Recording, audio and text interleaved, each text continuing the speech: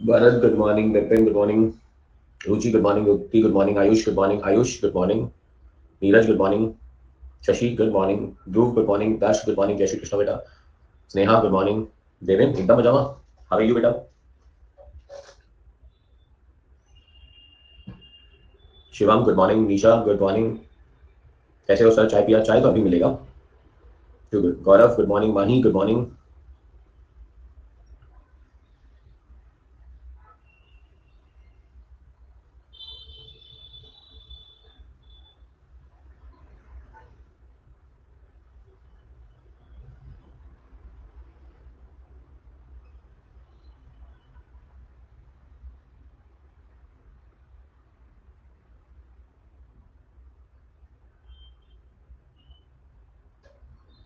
चलो. Nisha, good morning. Rahul, good morning. Sir, get it, guys.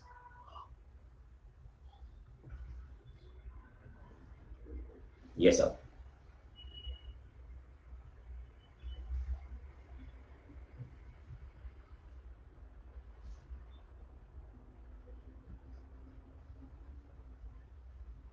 Too good.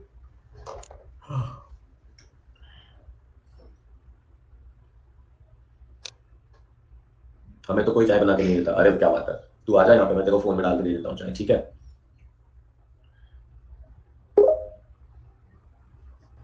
Good morning, sir. Good morning, Neeraj. Siddhika, good morning. Sanjeevni, good morning. Good morning, guys. Good morning.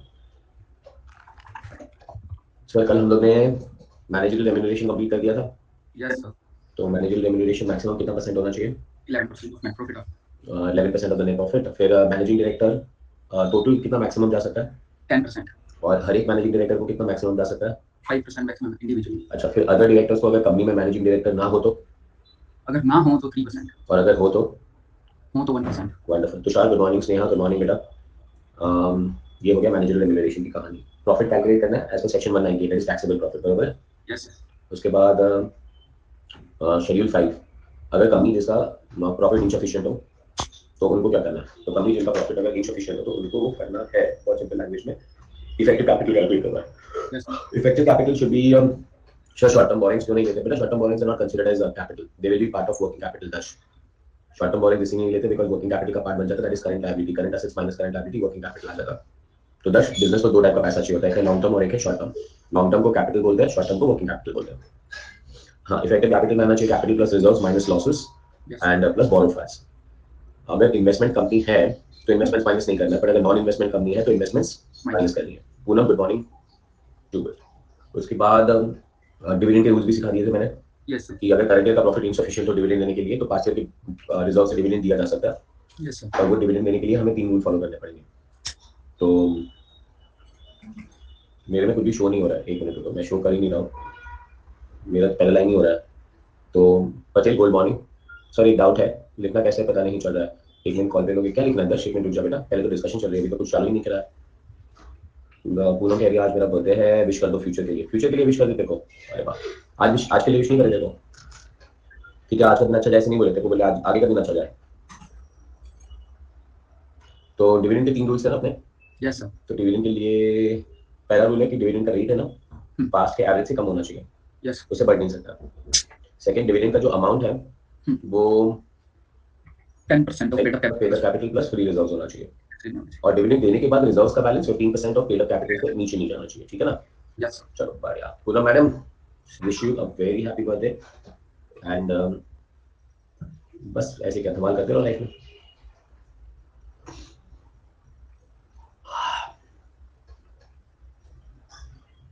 Financial statement को join stock out.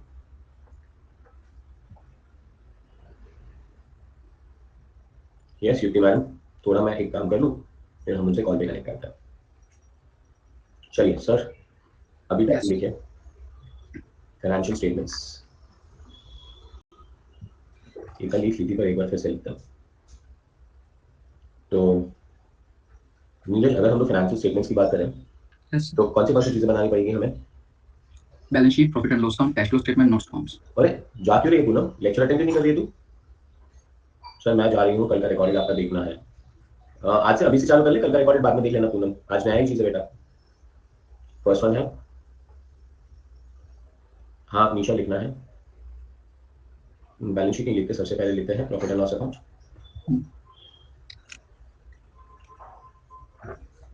Second चीज लिखते हैं balance sheet. Yes Patel. Third चीज notes to accounts. And fourth thing cash flow statement. और cash flow statement हम लोग ने कर लिया, बराबर ना? यस तो ये चैप्टर में भी कैश फ्लो स्टेटमेंट कवर करने की जरूरत नहीं, कैश फ्लो स्टेटमेंट तो हम लोग ने एक अलग चैप्टर बना के कवर कर लिया। तो हमें इस चैप्टर में क्या कवर करने की जरूरत है? Profit and loss account, balance sheet और नोट्स टू अकाउंट्स, बराबर है? यस ये 3 दिन के बाद आज एक बार नींद हुई ना, तो एकदम हैवी डोज लग रहा है। वहां पे गया था पटना, एक दिन जाने में, एक दिन आने में, एक दिन वहां रुकने में, 3 दिन ढाई ढाई बजे तक सो रहा था मैं। चलो अब हम लोग जाते हैं सबसे पहले format of profit and loss account. हाँ दर्श बोलना बेटा। फॉर्मेट ऑफ, क्या क्या डाउट है तो पूछ तू। Profit and loss account.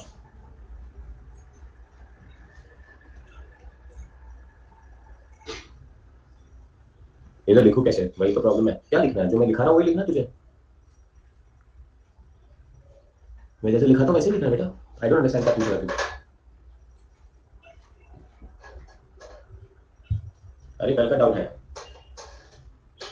कल का डाउट लेते हैं ना बेटा। दर्श रुक जा ना, इतना नहीं क्यों कर रहा है? मैं कॉल कट करूंगा, वापस से कॉल करूंगा बेटा, टाइम वेस्ट हो जाएगा। रुक नीरज, मैं कॉल पे बात कर लेता हूँ उसके साथ। हाँ जी सर। हाँ दर्श आजा बेटा।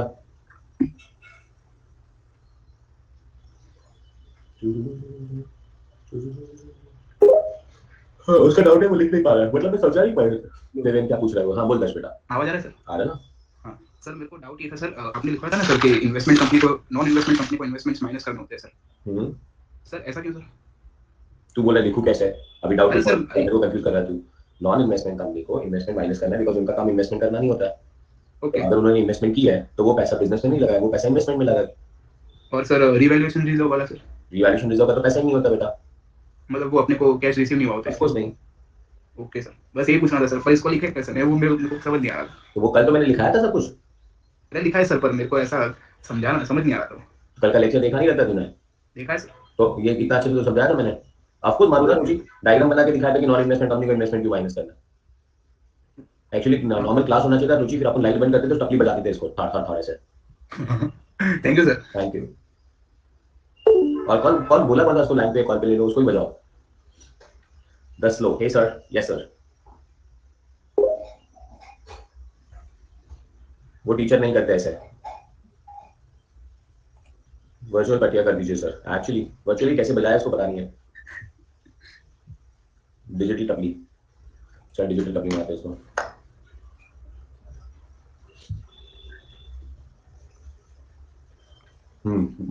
क्या मस्त है ना, डिजिटल है तो बोलते हैं, मारो मुझे मारो मत छोड़ो।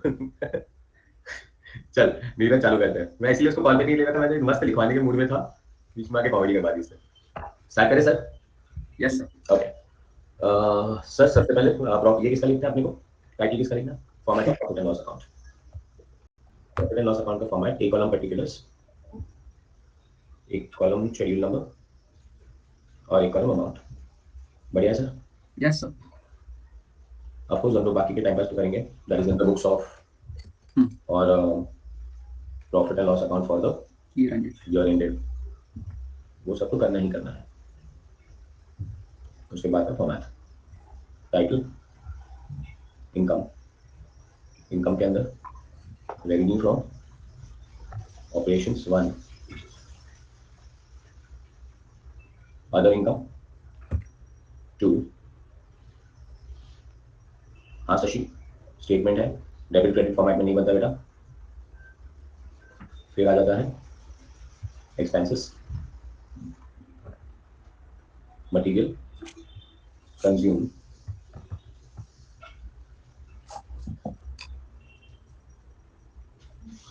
अच्छा वो कह रही है तो आपने ऊपर अकाउंट लिख दिया, ठीक है शशि, भावना है, समझ जाओ बेटा। Purchase of stock in trade, जरा ये लोग पूछेंगे लिखा क्या है, थोड़ा बराबर लिख देता हूँ।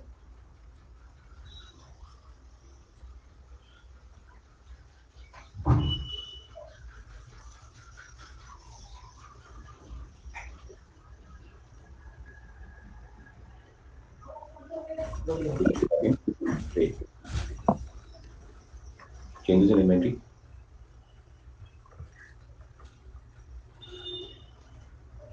Employ benefit,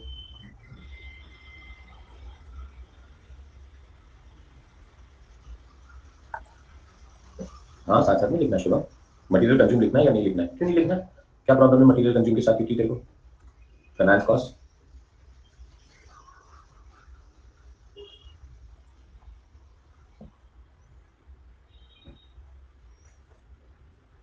Poonam hand raise कर, यार तेरे से भी बात तो करनी पड़ेगी ना।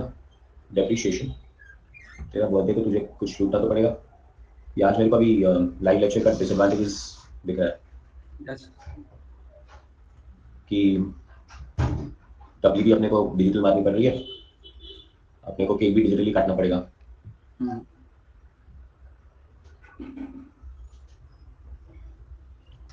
मेरे को एडवांटेज हो गया, वो तो तेरे को बच गया तू। हम लोग ने ऐसे क्वेश्चन, फालतू क्वेश्चन पूछने वाले बच्चों से क्लास में डांस भी कराया एक बार। हम एजुकेटेड थोड़े अलग है दर्श, क्या कैसे गुस्सा करके कैसे उसके डाउट को आंसर नहीं करे, ऐसा नहीं करते, आंसर कर देते हैं। फिर उसे डांस करवाया, कल ही सिखाया सब कुछ, उसी चीजों का डाउट पूछ रहा है तो डांस कर। दर्श आपको पनिशमेंट मिलती है कि आपको 1 मिनट पे डांस करना है और उसका वीडियो हमें भेजना है ग्रुप में।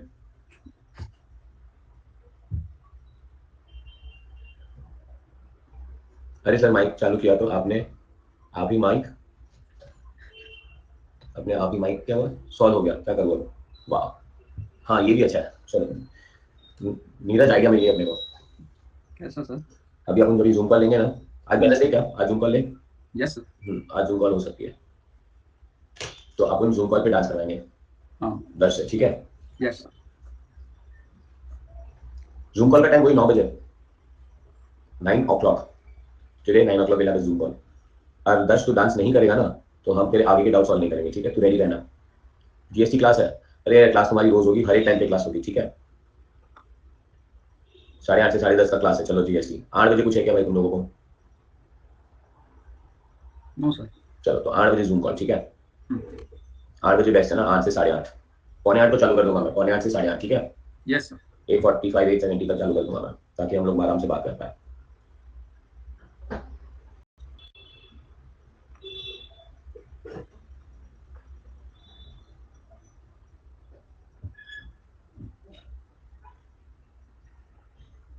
चलो लिंक देना मत भूल जाना। अरे भाई कौन भूलता है यार, ऐसे बोलते हो तुम लोग तो क्या करूं मैं।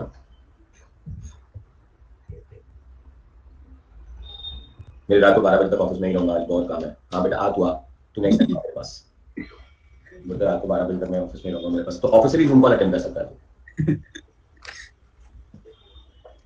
Net profit before tax less provision for tax, तो नेट प्रॉफिट आफ्टर टैक्स आ जाएगा। और यहीं पे अपना अप्रोप्रिएशन भी कंटिन्यू रहेगा। एंड ओपनिंग बैलेंस, एक्चुअली ना ऑफिस वालों को तो फ्री का लाइव शो मिल जाएगा, अपने को वर्चुअल शो मिलेगा। Less appropriation, transfer to reserve and dividend. Vivek sir good morning. तो अपने को आंसर मिल जाएगा रिटेल अर्निंग्स। चलिए क्लियर हुआ? Yes sir.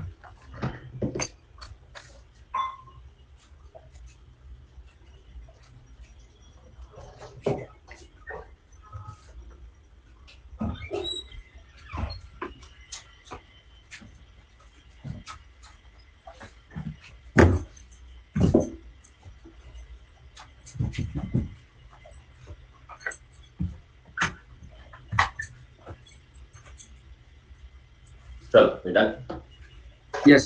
सर ऐसा ही फाइनल अकाउंट का क्वेश्चन आता है एग्जामिनेशन में, yes Deven same. Sir appreciation, appreciation appropriation, जो लोग क्लास अटेंड नहीं करते वो जूम कॉल अटेंड करने की बात कर रहे हैं, मेरा प्रभाव दिखाओ। हाँ बेटा पक्का, बेटा वो क्लास में ऐसे ऐसे लोग आएंगे दर्श, जो क्लास में उड़ते रहते हैं भूत बन के, वो भी आएंगे। ओपनिंग बैलेंस किसका है Shashi? Opening balance profit and loss account का ही है। फिर ऐसे लोग भी आएंगे जिनकी लाइब्रेरी की चाबियां छूट जाती है, भाग भाग के चले जाते हैं लेक्चर बंद करके। Transfer to reserve, Sanjeevani, dividends, बेटा ये सब तुम्हें समझना चाहिए अभी राहुल सर की लैंग्वेज, ये सब हमने AS3 में लिखा ही है। यस पर नीरज मेरे को एक चीज नहीं समझा, अगर तू समझा सकता है तो, कि निशा का इंटरनेट चला गया था और राहुल अपनी लाइब्रेरी की चाबी भूल गया था, ये दोनों एक ही टाइम पे हुआ था। यस सर, एक टाइम पे क्यों हुआ? मतलब कल मेरे को बहुत सारे लोगों ने पूछा, इन लोगों की हिम्मत नहीं हो रही थी, तो मैं ही पूछ लेता हूँ। India wants to know. हाँ मैं कहानी भी बताने वाला हूँ ना, कुछ तो गड़बड़ नहीं है बेटा, दया दाल ही गड़बड़ लग रही है मेरे को, दाल काली है। और देखो राहुल सच बोल रहा था, वही निशा, मतलब मैं वही सोच रहा था, जैसे राहुल को लाइब्रेरी से फोन आया, ये कुछ ऐसा हुआ होगा कि सर लाइब्रेरी बंद है, चाबी आपके पास है, हमारे पास नहीं है, वैसे ही तेरा इंटरनेट कट गया होगा,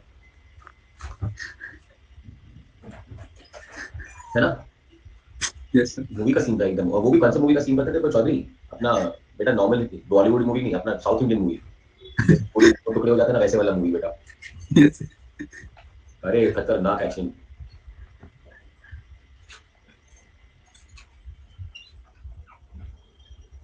डे बिफोर नाइट को की खो गई थी, तो डे बिफोर नाइट को की खो गई थी, पर तू क्लास में आने के बाद क्यों गायब हुआ? गोली से पास ये बात है। अरे नहीं रुचि, मैंने एक साउथ इंडियन मूवी देखी थी, पता है उसमें क्या हुआ?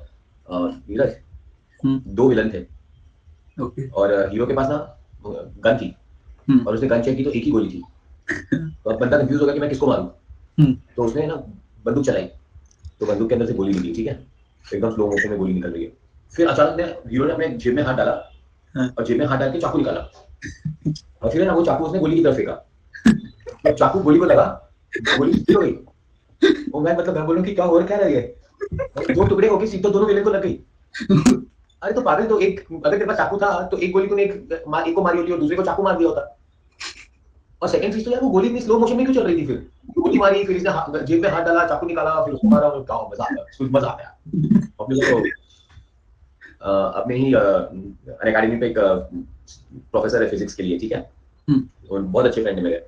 इमीडिएटली मैंने उनको फोन किया, बोला ऐसा कुछ हो सकता है क्या? बोलता हाँ पक्का हो सकता है, साउथ इंडियन में कुछ भी हो सकता है राहुल, बट मेरे को खाली दुख ये है कि ये लोग मेरे फिजिक्स सब्जेक्ट की इतनी बैंड क्यों लगा रहे हैं, मतलब कैसा फिजिक्स था यार ये, कि गोली एकदम स्लो चल रही है, चाकू पास चल गया, क्या था यार। तो बेटा ऐसे तेरे को पता है साउथ इंडियन मूवीज को कंपटीशन देने वाले अपने क्लास में सिर्फ दो ही लोग हैं। यस हाँ एकदम फुल ऑन कंपटीशन देते हैं।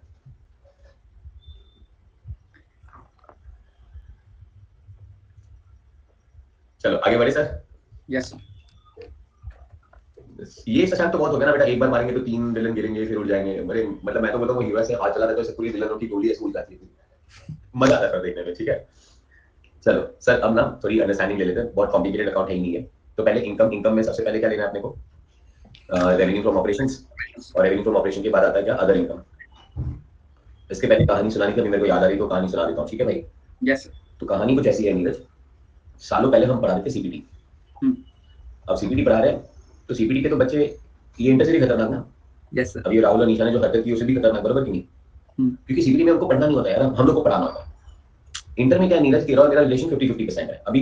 इनफैक्ट लाइव ये जो फेस टू फेस नहीं चलता, ये लाइव चलता है ना, उसमें तुम्हारा और मेरा रिलेशन 60-40 होता है, मतलब 60% तुम्हें पढ़ना होता है और 50% 40% मैं पढ़ा रहा हूँ, बराबर ना? बिकॉज यहाँ पे तुम्हारा फोकस थोड़ा ज्यादा होना चाहिए, यहाँ पे तुम्हारा मोटिवेशन थोड़ा ज्यादा होना चाहिए, तुम्हारा कंसिस्टेंसी थोड़ा ज्यादा होना चाहिए, बिकॉज तुम्हारे लिए यहाँ पे बहुत सिंपल है नीरज, एक दिन नहीं होता और क्लास में नहीं आना। जब फेस टू फेस क्लास होती है ना बेटा, तो उसमें कंपल्शन एक और ही होती है कि आज क्लास नहीं गए तो वो मिस हो गई। आगे देख नहीं सकता। हाँ और मिस हो गई तो मिस हो गई भाई, कल खाली नोट्स लेनी पड़ेगी, लिखना पड़ेगा, कोई समझाने वाला नहीं होगा वापस। पर ये लाइव क्लासेस में तो तुम्हें पता है कि चलो राहुल से सुबह नहीं भी मिले तो मेरे पास रिकॉर्डेड है, मैं रिकॉर्डेड देख लूंगा एक बार। Yes sir face to face में तो ऐसा होता नहीं है ना बेटा।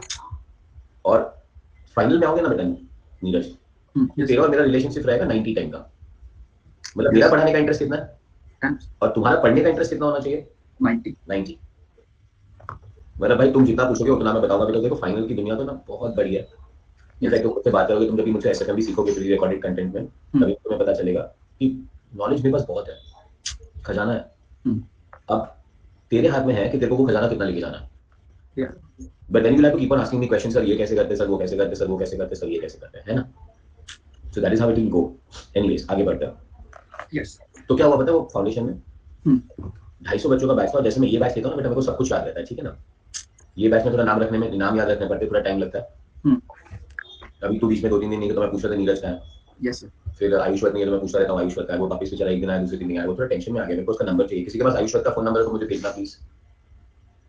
तो मेरे को मिला था पटना वो आयुष्वत, ठीक है, बोलता बैकलॉग क्रिएट हो गया, अब मैं ग्रुप 1 नहीं करूंगा, ग्रुप 2 करूंगा पहले, तो बेटा और फंस जाएगा वो, मुझे उसे समझाना पड़ेगा थोड़ा। यस सर, जीवन की कुछ क्लासेस तो ली हैं, उसकी सारी लेनी पड़ेगी। हाँ, और वापस वहां पे भी बैकलॉग तो क्रिएट वहां पे भी होने वाला है। Yes sir. आधा तो हो गया उसका जीवन बेचारे का। ठीक है, उससे बात करके मैं समझाऊंगा उसे, ठीक है ना। रुचि मेरे को मैसेज में भेजना बेटा, ऐप में मत लिखना।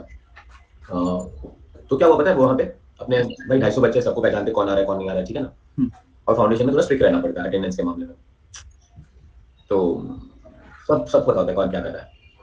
अब एक दिन मैं क्लास में जा रहा था, तभी बाइक थी मेरे पास, बुलेट थी, बुलेट पे जा रहे थे और देखा कि भाई 2-3 बच्चे नीचे क्लास के एक गली पहले थोड़ी डिस्कशन करे जा रहे हैं, ठीक है। उन्होंने मुझे नहीं देखा उस दिन, और वैसे ही वो क्लास थी सुबह 7 बजे वाली, तो वैसे ही सब नींद में होते, थोड़े हम भी थोड़े नींद में थे, क्लास में पहुंचेंगे चाय पियेंगे तब होगा। यस, पहुंच गए क्लास, 7 बजे क्लास चालू कर दी, कि वो 3-4 लोग जो डिस्कशन कर रहे थे ना, वो आए नहीं है, ठीक है, 10 मिनट नहीं आए, 15 मिनट नहीं आए, आधे घंटे तक नहीं आए। फिर हम बाहर गए, हमारी काउंसिलर को हमने कहा, उस बंदे का नाम भी मेरे को अभी तक याद है, और मैं तेरे को बताऊं नीरज, ये कहानी होगी मिनिमम 18 साल पुरानी। 18 साल पुरानी? हाँ सीरियसली। उस बंदे का नाम था नमित, और उस लड़की का नाम था मेरे ख्याल से शिल्पा। अच्छा। तो मैंने बोला काउंसिलर को कि भाई नमित के घर पे, नमित को फोन लगाओ, नमित के घर पे नहीं, नमित को फोन लगाओ। तो काउंसिलर ने नमित को फोन लगा, बोला बेटा नमित आज आए नहीं क्लास। अरे सर मैं क्या बताऊं, कॉलेज जाना पड़ा है सर, कुछ पेपर्स पे साइन चाहिए उनको। बोला अच्छा, पहुंच गया कॉलेज? बोला हाँ सर, मैं तो 7 बजे पहुंच गया सर कॉलेज। बोला अच्छा वेरी गुड। बोला कॉलेज कहाँ है तेरी? तो उसने मेरे को कॉलेज का नाम दिया, कॉलेज का नाम था रुतुमरा करके, जो क्लास है अपना वहां से वो 45 मिनट दूर है। हाँ वो कॉलेज। मैंने यार ये 7 में 5 को बेटा था इधर क्लास के बाहर, और वो 7 बजे पहुंच गया कॉलेज। मतलब ये भी हो गया बेटा। बोला बेटा कैसे जाते हो कॉलेज से, हेलीकॉप्टर से जाते हो? नहीं सर, नॉर्मल ट्रेन से जाता हूँ सर, 1 घंटा लगता है। मेरा अच्छा बेटा, उस 7 में 5 को मैंने आपको गली के बाहर देखा था, आप थे, शिल्पा थे, 2-3 बच्चे और थे, बातें कर रहे थे। तो बोलता अच्छा आपने देखा हमको? तो बोला हाँ बेटा। तो मैंने बोला अब क्या कर रहे हो, अब क्लास आ जाओगे कि घर पे फोन किया जाए? तो मस्त स्टेटमेंट आया, सर पिक्चर देखने बैठा हूँ, आप बोलते तो छोड़ देता हूँ और आ जाता हूँ क्लास, और अगर आप मुझे अलाउ करो तो पिक्चर देख लेता हूँ सर। तो मैंने बेटा बिंदास पिक्चर देख लो, ठीक है, पर खाली ना नेक्स्ट टाइम से हमारे जैसे सर को बनाने की कोशिश नहीं करना, ठीक है। हमें बता के जाया करो तुम क्या कर रहे हो। क्या कहते हो नीरज? यस। तो भाई राहुल, अनवांटेडली बेटा बेचारे लाइब्रेरी की चाबियां मत खो देना बेटा तू, ठीक है। अरे नहीं शशांक बेटा, एकदम क्लियर ही तो होते हैं यार, भाई तुम भी बच्चे हो, तुम्हें भी घूमना होता है, खाली हमें बता के जाया करो, कौन ना बोलने वाले तुम्हें। हम थोड़ी ऐसे बंदे, हम थोड़ी ऐसे एजुकेटेड जो रोज बोलते हो पढ़ाई करनी पड़ेगी, रोज टेस्ट देनी पड़ेगी, हमें भी पता है सीए बहुत लंबी गेम है, एकदम आराम से लेना है ना नीरज? Yes sir. मैंने तो कॉलेज में भी पढ़ाया बेटा, मतलब कॉलेज के लेवल के बंदों को भी पढ़ाया, जो ग्रेजुएशन के बंदे होते हैं ना। हमारे टाइम कभी ना ग्रेजुएशन में 100 मार्क 50-50 मार्क के 2 पेपर आते थे और 35 लाने टोटल, ठीक है। ये लोग क्या करते थे पता है, क्लासेस आते थे थोड़े बच्चे, फर्स्ट टर्म में 50 में से 30 आ गए, तो अभी दूसरे टर्म में 50 में से लाने कितने खाली तुम्हें? 5 ही लाने। और वहां पे तो भाई किसी को कोई लेना देना नहीं होता रैंकिंग वैंकिंग का। आते मेरे को क्या बोलते होता है, एक ऐसा चैप्टर पढ़ाओ जिसमें 5 आ जाए। अब वो चैप्टर पढ़ा लो ना इनको जिसमें 5 आ जाए, फिर आके बोलते देखो सर कल से नहीं आएंगे, पर आप हमारे घर पे मत बताना कि हम नहीं आ रहे, ठीक है। और हम रोज क्लास के लिए निकलेंगे पर आएंगे नहीं। मतलब ये भी सही है भाई। मतलब फिर नेक्स्ट ईयर की क्लासेस, अरे सर वही बोल रहे, सुनो ना, आप बोलते नेक्स्ट ईयर जब चालू करोगे ना तो प्लीज हमें फोन कर देना कि भाई हमारी क्लासेस चालू हो गई, आ जाओ। तो ये कनेक्ट चाहिए मुझे तुम लोगों से, है ना? Yes sir.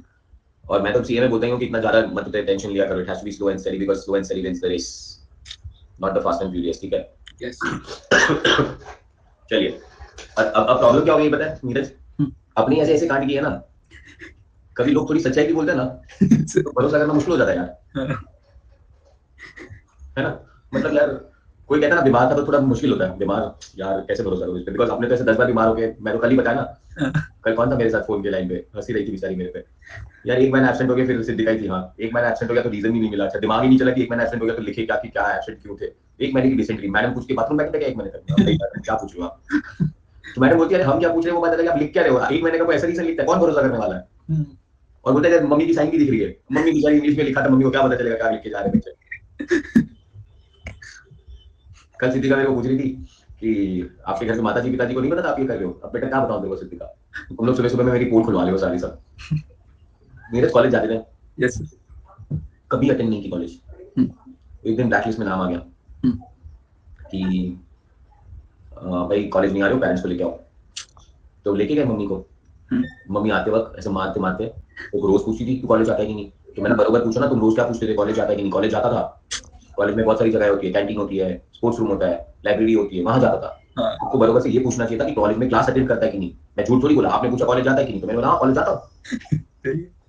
अब झूठ बोला क्या, तू मुझे बता, झूठ बोला मैंने? नहीं। फिर रोज पूछती थी क्लास जाता है कि नहीं, क्लास जाता है कि नहीं। फिर मम्मी को बता दिया, मम्मी 150 बच्चे हैं क्लास में, गिन के 8-9 बच्चे आते हैं, ये सब स्कॉलर वाले लोग होते हैं, हमारे लिए वो कॉलेज नहीं बनी, हमारे लिए कैंटीन बनाई गई है, हमारे लिए स्पोर्ट्स रूम बनाया गया है, हमारे लिए लाइब्रेरी बनाई गई है। लाइब्रेरी भी इसलिए बनाई गई है बिकॉज वो मैं शेयर नहीं कर सकता हूँ तुम्हारे साथ, वो किसी और दिन के लिए रखते हैं, ठीक है? Okay sir. चलो आगे बढ़ते हैं। अभी ये हो गया format of profit and loss account, ठीक है? अब आता है फॉर्मेट, तो समझाना था ना देखो, प्रॉफिट एंड लॉस अकाउंट का समझा देता हूँ फटाफट।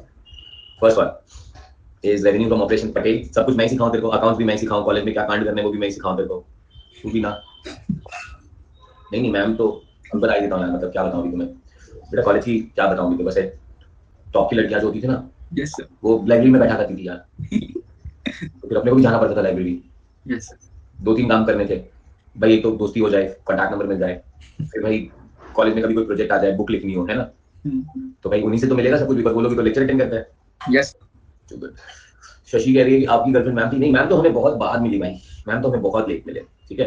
मैम को बोलेंगे अभी हम, मैम भी पहचानते हैं यार हमें, सिद्धिका क्या बताऊं मैं अभी। सर आपकी गर्लफ्रेंड थी कॉलेज के टाइम पे, ये सब नहीं बता सकते। चलिए पहले सर इनकम। यस। इनकम में पहला आता है revenue from operation and second one is what, other income, ठीक है? रेवेन्यू फ्रॉम ऑपरेशन का मतलब होता है सेल्स, और अदर इनकम का मतलब होता है कोई भी अदर इनकम। यस।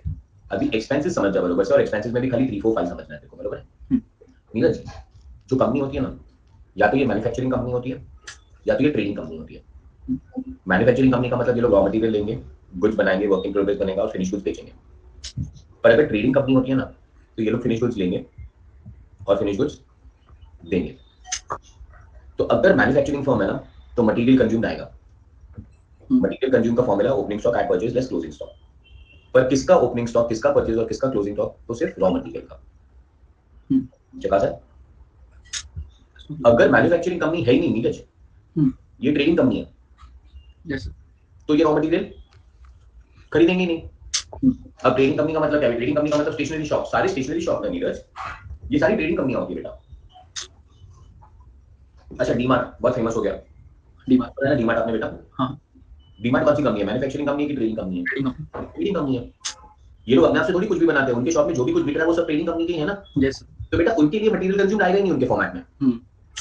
तो उनके लिए क्या आएगा? सीधा purchase of stock in trade. Stock in trade का मतलब ट्रेडिंग करने के लिए जो चीजें खरीदते हैं, परचेज खरीदते हैं, वो यहाँ पे आएगा। और चेंजेस इन इन्वेंटरी का मतलब ओपनिंग माइनस क्लोजिंग। मतलब 4 और 5 ना फिनिश गुड्स के लिए, और 3 किसके लिए? रॉ मटेरियल के लिए। भाई जो हम ट्रेडिंग अकाउंट बनाते हैं, ट्रेडिंग में ओपनिंग स्टॉक परचेज वहां पे क्लोजिंग आता है, वो इसका बैलेंस यहाँ आ गया, वो मटेरियल कंज्यूम आ गया। Yes sir. पर हाँ, यहाँ पे एक्सपेंसेस के अलग अलग कॉलम नहीं बनते कि डायरेक्ट एक्सपेंसेस को अलग करो और इनडायरेक्ट एक्सपेंसेस को अलग करो, ऐसा कुछ नहीं बनता है। यस। तो अभी वो ट्रेडिंग अकाउंट बनाने का फंडा ही नहीं है। हाँ, बट तू ये बराबर बोल रहा है कि opening stock, purchase, closing stock जो ट्रेडिंग अकाउंट का आता था वो यहाँ पे आ जाएगा। बढ़िया sir. Yes sir. Purchase of stock in trade मतलब कौन सा स्टॉक इन ट्रेड परचेज करना है? सिर्फ और सिर्फ फिनिश गुड्स का। और चेंजेस इन इन्वेंटरी मतलब फिनिश गुड्स की इन्वेंटरी, ओपनिंग माइनस क्लोजिंग। बढ़िया सर। एम्प्लॉय बेनिफिट का मतलब जो भी पेमेंट एम्प्लॉय को की गई है, जैसे कि सैलरी। अब थोड़ी चीजों क्लियर कर दो, सैलरी टू डायरेक्टर आएगा कि नहीं एम्प्लॉय बेनिफिट में? नहीं है, आएगा, because director is an employ of the company. अच्छा ओके। ऑडिट फीस यहाँ पे आएगा कि नहीं आएगा? किसमें? मतलब नहीं आएगा, नहीं आएगा, because auditor is not a employee of the company.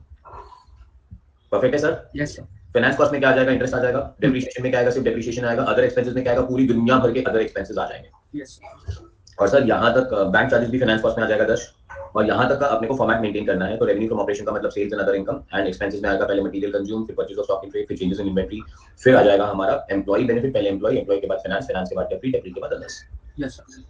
Independent director नहीं आएगा ना यहाँ बेनिफिट में। इंडिपेंडेंट डायरेक्टर को भी एम्प्लॉय माना जाता है, so all directors will become the part of employ benefit rule. और इंडिपेंडेंट डायरेक्टर हो तो भी वो अपने कंपनी का एम्प्लॉय ही माना जाता है, और वो यहाँ आ जाएगा। ऑडिट वाला कहाँ आएगा? ही नहीं। ऑडिट वाला एम्प्लॉय बेनिफिट में नहीं आएगा तुषार, एम्प्लॉय ऑडिट वाला अदर एक्सपेंसेस में आ जाएगा बेटा। कहीं आएगा ही नहीं ओए तुषार बेटा, कहीं लिखेंगे नहीं तो बेटा अकाउंट्स राइट कैसे होंगे? लिखना सब कुछ है, कहाँ लिखना है वो इंपॉर्टेंट है। सर जो चेंज इन इन्वेंटरी था वो ओपनिंग फिनिश गुड्स का stock minus closing finish goods का stock. Yes sir, yes sir. Because raw material का स्टॉक होगा ना, तो वो तो मटेरियल कंज्यूम में आ जाएगा। यस, वो ओपनिंग क्लोजिंग आ जाएगा। ठीक है। अभी तुषार कह रहा है इसलिए थोड़ा अकाउंट के अंदर और डीप जाके कोई एक चीज समझा रहा हूँ तुम लोगों को, ठीक है। शायद वो फाइनल अकाउंट से रिलेटेड नहीं बट अकाउंट से रिलेटेड हो। मैं 2-3 दिन पहले ये मैं तुमको बोल रहा था ना, एक और एंट्रेंस एग्जाम होती है ईपीएफओ करके, उसका अकाउंट्स ले रहा था मैं। वहाँ पे बच्चों को अकाउंटिंग कॉन्सेप्ट्स, कन्वेंशंस और प्रिंसिपल समझा रहा था। अगर तुम लोग थोड़े फ्री होते हैं तुम लोग को इनवाइट कर लिया होगा, बिकॉज़ वो कॉन्सेप्ट्स, कन्वेंशन और प्रिंसिपल पढ़ना बहुत जरूरी है, जो तुम फाउंडेशन में पढ़ा हो। बट फाउंडेशन में कैसे पढ़ा है वो मुझे नहीं पता, बट तुम लोगों के पास बाकी सारी रिस्पांसिबिलिटी फिलहाल ज्यादा है कि अभी हम वापस नहीं जाए, फाउंडेशन में नहीं जाए। तो वहाँ पे हमको बेटा पढ़ा रहा था मैं GCA, going concern, consistency, approval वगैरह वगैरह सब कुछ। उसमें कॉन्सेप्ट है अकाउंट्स में जिसका नाम है कॉन्सेप्ट ऑफ मटेरियलिटी। पढ़ा है तूने? यस सर, करवाया था बोल क्या होता है ये? कि जो चीजें मतलब मटेरियल होती हैं उनको अलग से शो करना होता है, वंडरफुल। जैसे उनको अलग से शो करना होता है, और जो चीजें मटेरियल नहीं होती है उनको अलग से शो नहीं करना होता है। पर उसका मतलब ये नहीं कि शो नहीं करना होता है, उनको अलग से शो नहीं करना होता है। अकाउंट्स में बेटा रिकॉर्ड तो सब कुछ करना है, 1 रुपया भी गायब नहीं होना चाहिए। 1 रुपया भी गायब हो गया तो अकाउंट्स टैली कैसे करेगा? अभी एग्जैक्टली क्लियर बताया कौन? Yes sir. तनु बहुत नीचे जा रहे हो बेटा। मटेरियल कंज्यूम समझा दिया, रॉ मटेरियल का opening plus purchase minus closing, बस इतनी सिंपल सी कहानी है बेटा। तो उसमें भी मैंने आपको सिखाया मटेरियलिटी में, बिकॉज ये पीएसएम में आ चुका है। तो मटेरियलिटी का मतलब पीएसएम पता है ना देखो, अकाउंटिंग पॉलिसी सिलेक्ट करते वक्त पीएसएम का ध्यान रहना चाहिए। PSM P stands for prudence, S stands for substance, oh for M stands for materiality.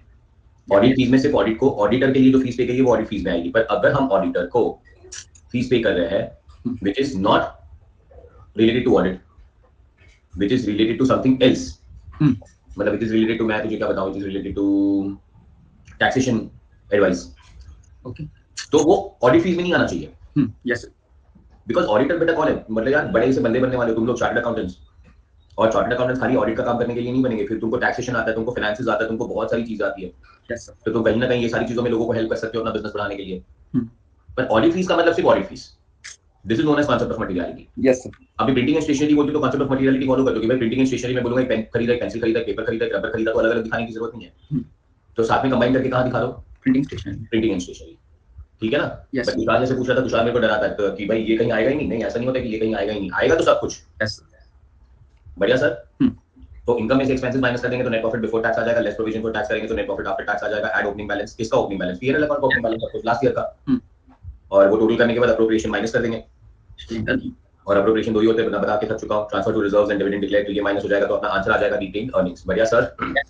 चलो ये किसका फॉर्मेट हो गया? Profit and loss account. अभी हम लोग लिखते हैं format of balance sheet. Title पे लिखिए format of balance sheet. Format of cash flow statement कराऊंगा नहीं, because cash flow statement EX3 में आप कर चुके हो ऑलरेडी। Yes sir. और बैलेंस शीट का भी फॉर्मेट मैंने कहीं ना कहीं तो कराया होगा, कि नहीं कराया अभी तक आपको कभी भी जीवन में? सर बीच में मतलब हमने जो चैप्टर की कुछ तो आया ही था। आए थे ना, ठीक है। तो सर आप मुझे बताइए अभी आपको कितना याद है फॉर्मेट ऑफ बैलेंस शीट? मुझे याद है मैंने एक लेक्चर ही लिया आधा घंटा फॉर्मेट ऑफ बैलेंस शीट समझाने में, कोई कमी अकाउंट से पहले, रिडम्पशन ऑफ प्रेफरेंस शेयर्स से पहले। Yes sir. Sir balance sheet के कितने पार्ट्स होते हैं? 2 पार्ट। 3 पार्ट। पहला पार्ट होता है इक्विटी, सेकंड पार्ट होता है लायबिलिटी, थर्ड पार्ट होता है असेट्स।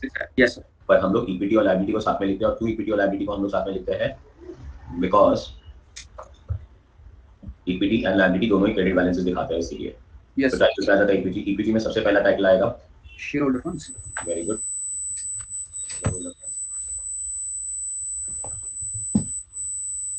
सर कुछ टून आ रहा है। Yes sir. एकदम सीधा प्लान किया। सर रिफ्रेश लो आप। मैं रिफ्रेश कर दूं? अभी सब कुछ ठीक ठाक है? ओके ठीक है। चलो Neeraj raise your hand. Okay now okay too good. Share holders funds के अंदर सबसे पहले आएगा शेयर कैपिटल। चलो जितना याद है उतना मेरे को बोलते जाओ, ठीक है। कैपिटल का नोट नंबर कंटिन्यू करते लिखेंगे 10। आप बताइए सर। Reserve and surplus. चलो बाकी सब लोग भी नोट पैड नोट्स में ऑन होना चाहिए। पूरा फॉर्मेट 10-12 बार कर लिया है अभी तक, वही फॉर्मेट वापस कर रहे हैं। Reserve and surplus 11। चलिए सर नेक्स्ट। ये दो ही किए हमने इसमें। हाँ ठीक है चलो शेयर होल्डर्स फंड हो गया, और किसी की जरूरत ही नहीं है। What is next now? Next non current liability. Non current liability में कितनी चीजें होती है? नॉन करंट होगी 4 या 6। नहीं 4 चीज। पहले होता है, याद करा दूं मैं, स्टार्ट विद बोरोइंग्स। तो यहाँ पे सबसे पहले आना चाहिए लॉन्ग टर्म बोरोइंग्स, उसके बाद आना चाहिए डिफर्ड टैक्स लायबिलिटी। याद आ रहा है? Yes sir. पर डिफर्ड टैक्स लायबिलिटी अभी तुम्हें पता नहीं चलेगा, ग्रुप 2 में इसका अकाउंटिंग स्टैंडर्ड आएगा। कल ही ग्रुप 2 का प्लान बना है, ग्रुप 2 स्टार्ट करूंगा दिसंबर 1 से, और इसीलिए आज जूम कॉल रखेंगे। जूम कॉल मैंने पहले ही बोल दिया 7:45 से स्टार्ट करेंगे। Yes sir. Long term borrowing आ गई, डिफर्ड टैक्स लायबिलिटी आ गया, उसके बाद क्या आता है? प्रोविजन लास्ट में आएगा। प्रोविजन लास्ट में आएगा। बरोबर, एकदम बरोबर sir. Other non current liability, बहुत अच्छा तरीका है। जैसे ये याद करा था ना कि क्लिक हो जाना चाहिए, ऐसे ही याद कराया था कि it starts with borrowing ends with provision, starts with borrowing ends with provision. और सर लास्ट में आ गया अदर नॉन करंट लायबिलिटी के बाद आता है लॉन्ग टर्म प्रोविजंस। यहाँ पे प्रोविजन लास्ट लाइन पे बैठता है।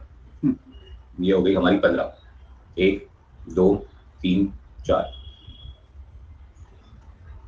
Next one third non current liability के बाद क्या आ जाएगा sir? Current liability. Current liability. और करंट लायबिलिटी में बस उसी का कॉपी मारना है। Short term borings. हाँ हरीश, मेरा भी यही कहानी है, इसीलिए मैं 9 बजे बोल रहा था। सर अभी हम लोग का 9 बजे क्लास है ना, मेरा भी 6 से 7 का जिम होता है, वहाँ पे 7:15 तो ऐसे ही हो जाता है। फिर वहाँ पे और 2-3 लोगों से बात करो तो 7:30 हो जाता है। भाग भाग क्या जाएगा हरीश, तू और मैं दोनों। शॉर्ट टर्म बोरिंग्स बैंक को भी शॉर्ट टर्म बोरिंग होता है, ठीक है? Yes sir. तो शॉर्ट टर्म बोरिंग और नोट नंबर कंटिन्यू करते रहो, कॉपी करो। डिफर्ड टैक्स लायबिलिटी की जगह पे क्या आएगा? याद है sir. Trade payables. Deferred tax liability को सेट मतलब चेंज करके ट्रेड पेबल्स। उसके बाद आएगा अदर करंट लायबिलिटी, एकदम बढ़िया। Last one short term provisions. Short term provisions. Short term provisions, बढ़िया। Yes sir. और सर ये हो गई हमारी बैलेंस शीट की टोटल जो ऑलवेज टैली होता है। इट हैज टू चलिए। इस टाइम बच्चे आए थे, 2-3 मिलने से रोने जैसे हो गए थे। पहले खुशी होती है, अपने को मिलने की खुशी होती है, मुझे भी बहुत मजा आता है नीरज। वैसे और ग्रुप 2 के पेपर में सीएफएस आया था इस time. CFS is consolidation of financial statement. Yes sir. 20 mark का क्वेश्चन। और बेटा वो अब जितने भी अपने बच्चे थे सब टैली करके आए। बेटा एग्जाम में टैली हो जाए वो भी 20 मार्क का क्वेश्चन ना, और वो भी कंसोलिडेशन ना। Yes sir. वो इंडिया चाइना का वॉर चलता है तो अपन बोलते हैं ना एलएसी है, लाइन ऑफ कंट्रोल, एलओसी। हम लोग ने वो एलओसी का थोड़ा अलग करके एलएसी बनाया ग्रुप 2 में। ये 3 चैप्टर आ गए ना, तेरे को तेरा ग्रुप 2 एकदम खतरनाक है। और वो 3 चैप्टर का नाम है लीज, अमालगमेशन और कंसोलिडेशन। ये 3 में से ही है ना, हर कोई भी एक चैप्टर 20 मार्क के लिए आता है एवरी टाइम, पक्का ही है। ग्रुप 1 ऐसा होता है कि कौन सा चैप्टर 20 मार्क के लिए आएगा पता नहीं, बट ग्रुप 2 में एलएसी में से ही कोई एक चैप्टर 20 मार्क के लिए आएगा।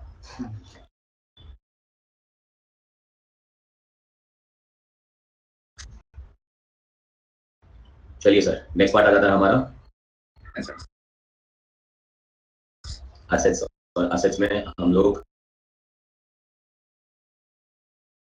आते हैं first one non current assets. Of course पक्के नॉन करंट असेट्स। चलो नॉन करंट असेट्स में बोलो first one fixed assets. Fixed assets.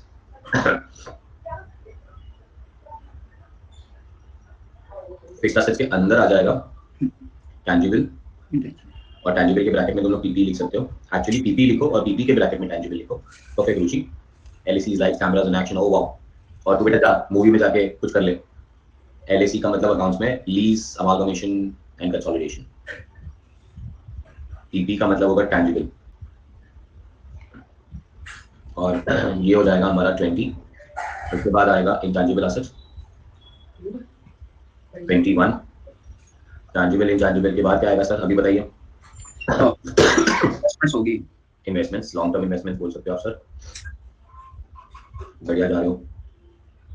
चलिए सर, लॉन्ग टर्म इन्वेस्टमेंट्स के बाद अब लॉन्ग टर्म एसेट कौन सा होगा? Deferred tax asset. Tax asset. Yes.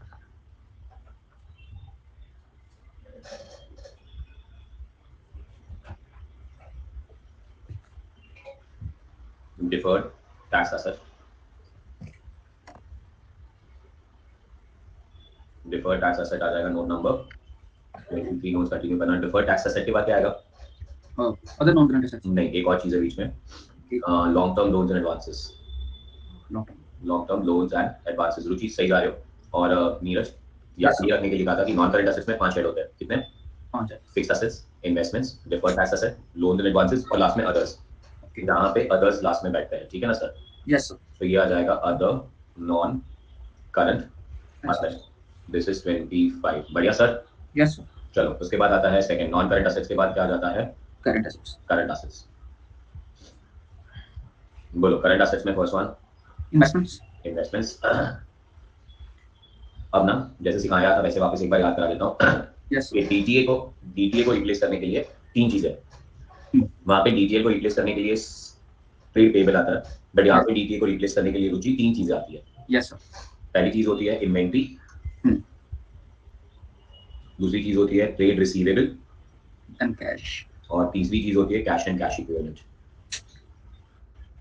Perfect है सर। इसको रिप्लेस कर दिया आपने, 3 चीजों से करना ये आपने 3 चीजों को कर लिया, ठीक है ना? याद था थोड़ा बस, that was the recall abilities, perfect, Harish too good. उसके बाद क्या आएगा sir? Long term loans and advances की जगह पे शॉर्ट टर्म होना sir. Short term loans and advances 30, और फाइनली आएगा अदर नॉन करंट एसेट्स की जगह पे other current assets current assets 31। बढ़िया। यस द टोटल, और एक बार क्विक फायर, ठीक है?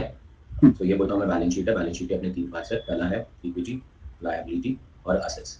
इक्विटी में शेयर कैपिटल आ जाता है और रिजर्व्स आ जाता है, that is share holders funds. Liability में non current liability and current liability 1 2 3 4 starts with borrowing and with provision.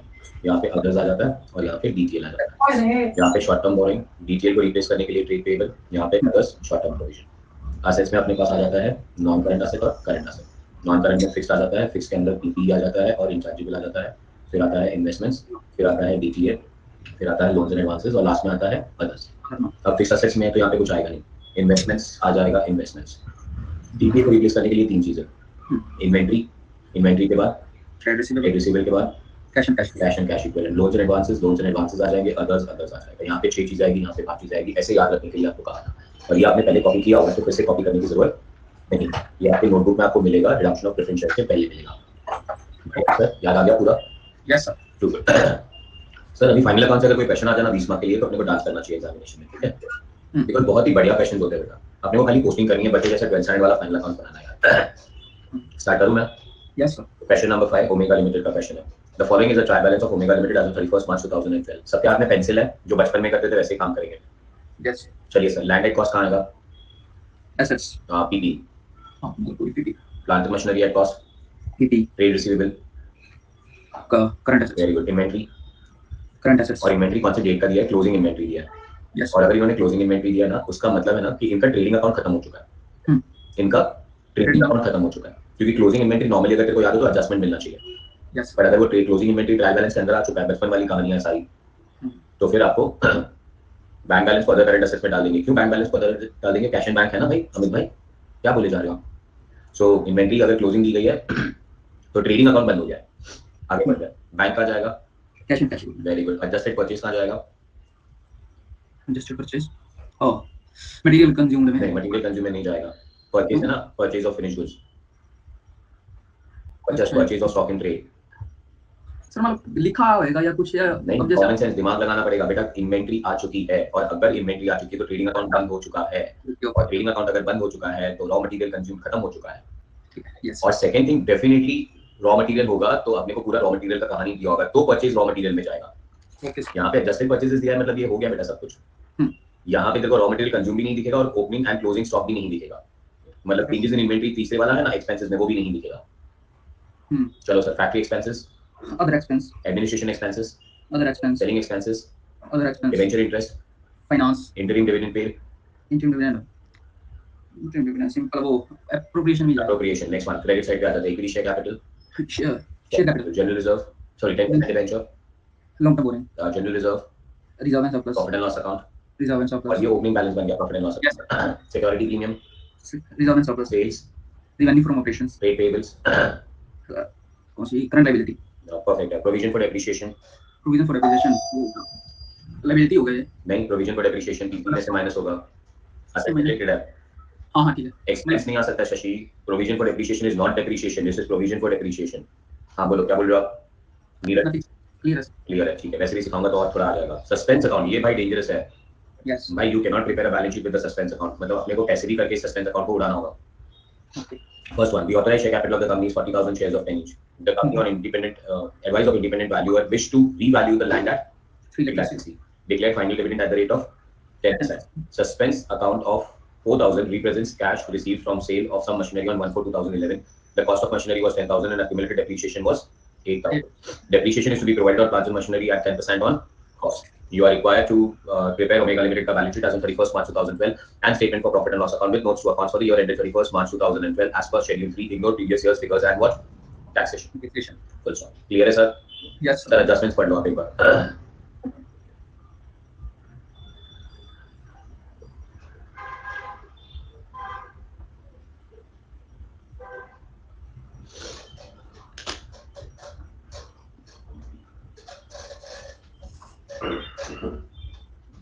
Done sir. College जाना है, बाकी का रिकॉर्डिंग देख लूंगी। क्यों आज इतना जल्दी कॉलेज जाना है तेरे को शिवांशी? संजीवनी आपको बेटा रिकॉर्डिंग देखना, बट कंप्लीट कर लेना, ठीक है Sanjivani? And this is the only thing I expect people to follow, जो संजीवनी ने अभी किया। ऐसे कभी जा रहे हो क्लासेस के बाद तो एक नोट लिख के जाओ कि आप क्यों जा रहे हो, बस that's it. Thank you Sanjeevani. ठीक है, टू गुड। मैं अपने क्लासेस को I don't take it as kind of recorded content है, तुम लोग कभी भी देख लोगे। My idea of connecting with you is I remember everyone who is not attending the classes, I remember everyone who attends the classes daily. It's a connection. Yes वाह, that's too good Tanu. चलो नीरज पढ़ लिया पूरा? Yes Neeraj सबसे पहले ना adjustments cover कर लेता है, और मैं यही फॉर्मेट यूज करूंगा मेरे सुपर पावर्स यूज करके, बट आप लोग मेरी तरह नहीं करना। और आप अभी फिलहाल लिखना नहीं, मेरे को एक क्वेश्चन दिखा देने दो, फिर आप एक बार लिखना, ठीक है सर? Okay sir. चलिए सर स्टार्ट करते हैं। ये हो गया format of profit and loss account, profit and loss account, और ये हो गया हमारा क्वेश्चन नंबर 5। सर सबसे पहले आप नाम लिखोगे कि किसका प्रॉफिट एंड लॉस अकाउंट है, उसके बाद लिखोगे profit and loss account for the year ended, format बन जाएगा। उसके बाद आप लिखोगे balance sheet as on, balance sheet for the year ended नहीं होता, बैलेंस शीट एज ऑन होता है, बढ़िया ना? Okay sir. और यहाँ पे भी फॉर्मेट और बैलेंस शीट से हटा के खाली बैलेंस शीट और शेड्यूल नंबर्स निकाल देते हैं। अब एडजस्टमेंट्स पढ़ते हैं। बोलो पहला एडजस्टमेंट कौन सा है? पहला तो authorised share capital. Authorised share capital को एडजस्टमेंट नहीं बोला जाता है, ऑथराइज्ड शेयर कैपिटल हमारे लिए इन्फॉर्मेशन हो गया।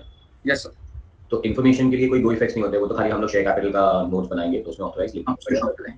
Yes sir. चलो सर, इसके बाद क्या है? लैंड को रीवैल्यू करना। लैंड को रीवैल्यू करना, ये हो गया सारी कहानी। एडजस्टमेंट नंबर 2 है ना? Yes sir. बोलो लैंड को रीवैल्यू करना है। करंटली तेरे ट्रायल बैलेंस पे लैंड कितने का दिख रहा है? 2,20,000। और उसको कहाँ लेके जाना है? 3,60,000।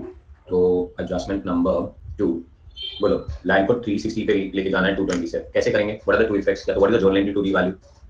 Land account debit to gain. नहीं, गलत। लैंड अकाउंट डेबिट बराबर बोला टू रीवैल्यूएशन रिजर्व।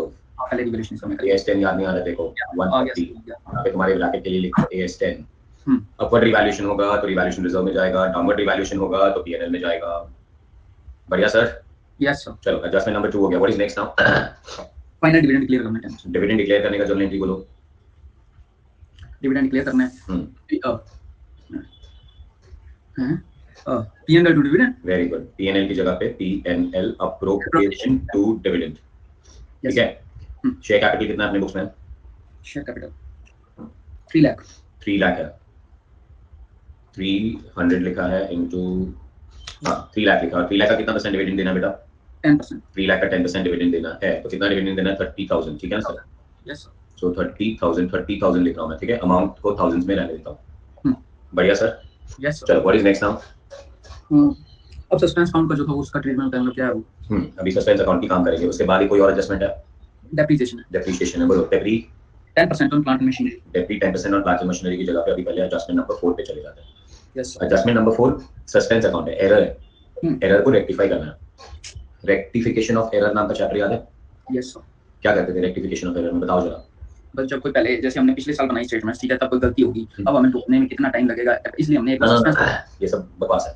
एरर को रेक्टिफाई कैसे करेंगे ये बता।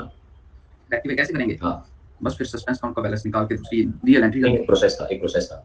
याद ही नहीं सर। मैं याद कराता हूं तेरे को, याद कराता हूं मैं तेरे को कि पहले राइट एंट्री पास करनी है, रॉन्ग एंट्री पास करनी है। अच्छा हाँ ठीक है। फिर रॉन्ग का रिवर्स एंट्री पास करना है। Yes sir. और फिर राइट और रिवर्स को कंपेयर करके रेक्टिफाइड एंट्री पास करना है। Yes sir. यस, याद आ गया। Very good. बचपन वाले काम में बेटा देखो ये बोल रहा हूँ, अभी सस्पेंस अकाउंट में 4,000 रुपए पड़े, 4,000, ठीक है ना? एडजस्टमेंट पर है। Suspense account of 4,000 represents cash received from sale of some machinery on 1/4/2011। 1/4/2011 मतलब साल के स्टार्टिंग में बेच दी थी, 4,000 में मशीनरी बेच दी थी। सस्पेंस अकाउंट में जो 4,000 रुपए दिख रहे हैं वो 4,000 रुपए मशीनरी बेचने के पड़े हुए हैं। Yes sir. The cost of the machinery was 10,000 and accumulated depreciation there almost 8,000। बढ़िया sir. Yes sir right entry क्या होगी? राइट एंट्री होगी cash account debit to machinery. नहीं, गलत। ये एक्यूमुलेटेड डेप्रिसिएशन वाला है। हां, ओके चलो लिखते हैं फिर हम एंट्री। लिखते हैं। बैंक अकाउंट डेबिट लिखी मैंने 4,000। फिर एडी। हां बोल क्या? Accumulated depreciation of debit. Provision for debit. बेटा एंट्रीज है ना, कोई अलग चैप्टर की अलग एंट्रीज नहीं होती है। यस ये मैंने कैश फ्लो में भी सिखा दिया, ये मैंने सिंगल एंट्री में भी सिखा दिया। अभी तक आपका कैश फ्लो हो चुका है, आपका सिंगल एंट्री हो चुका है, आप मास्टर बन चुके हो, ठीक है ना sir? Yes. Provision for debit कितना? 10,000। 10,000 नहीं, हां 8,000, ठीक है। Next to machinery 10,000 to gain 2,000 2000 बढ़िया। Yes, sir. ये राइट एंट्री है, रॉन्ग एंट्री Wrong entry. बहुत सिंपल है, Suspense में डाल दिया बस बैंक को very good, bank to suspense, wrong entry डाल दिया है, बैंक टू suspense. सस्पेंस। कितना sir? 4000. 4000।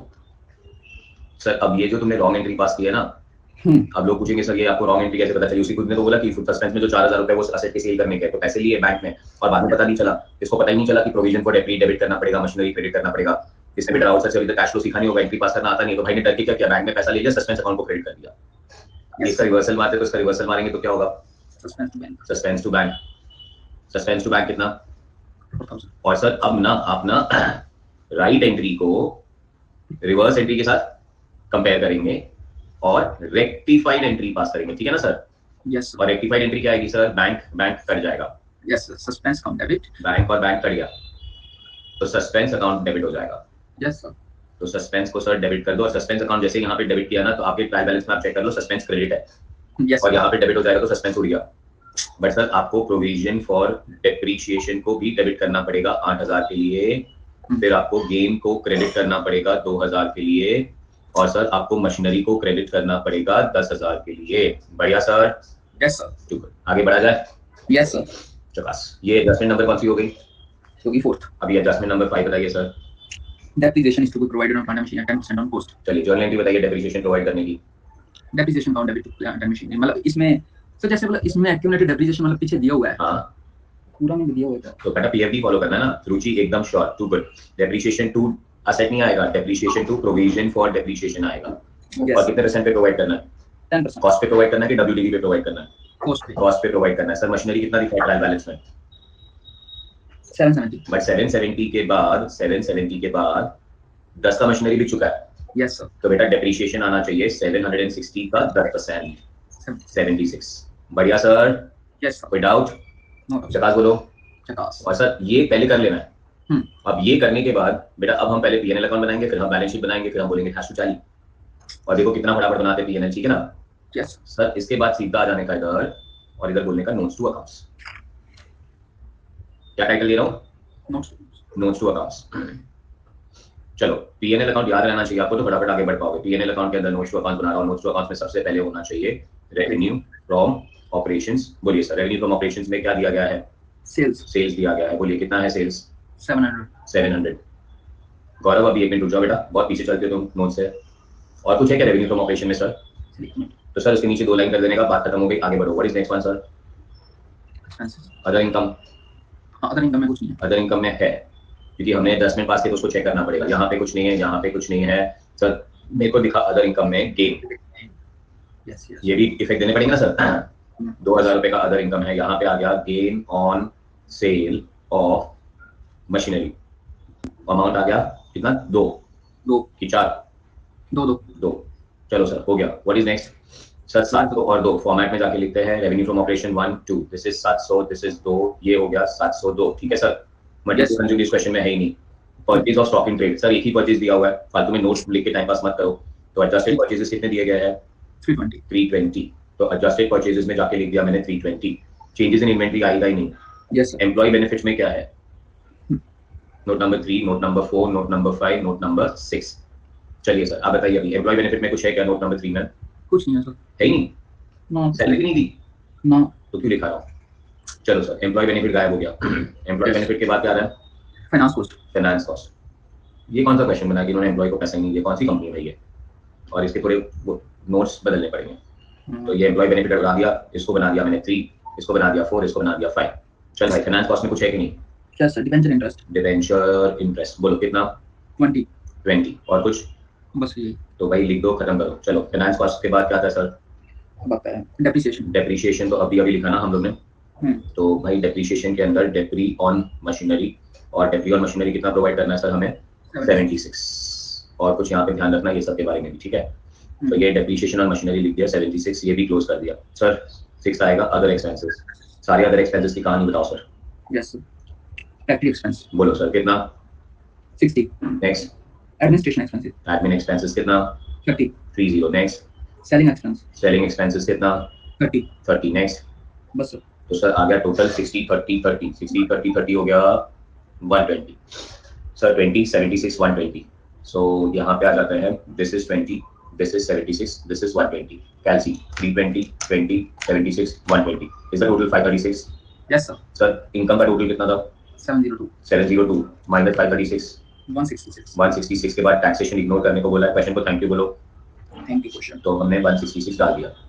Next one, opening balance दिया है पीएनएल का सर, Yes, sir. बोलो कितना?